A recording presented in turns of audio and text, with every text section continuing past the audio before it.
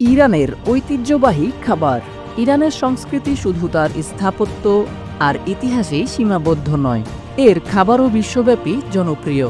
ইরানি খাবারগুলোর মধ্যে রয়েছে বৈচিত্র্য, সুগন্ধি মশলার ব্যবহার ও গভীর ঐতিহ্যর ছোঁয়া।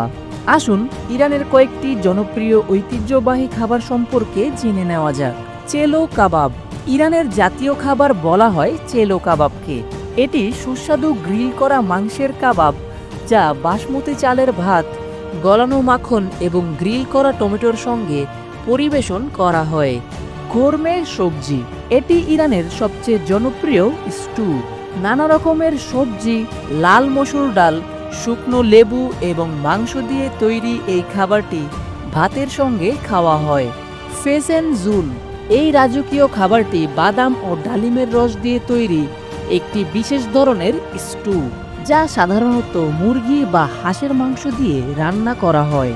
এটি মিষ্টি ও টক স্বাদের অপূর্ব একটি মিশ্রণ। ডিজি বা আবে গোস্ত। এটি ইরানের প্রাচীনতম ঐতিহ্যবাহী খাবারগুলোর একটি। মাংস, ছোলা, আলু ও টমেটো দিয়ে রান্না করা হয়, যা সাধারণত মাটির পাত্রে পরিবেশন করা হয়। ইরানি খাবারের বিশেষত্ব হল এর সুগন্ধি মশলা, স্বাস্থ্যকর উপকরণ ও ঐতিহ্যের সমৃদ্ধ ইতিহাস।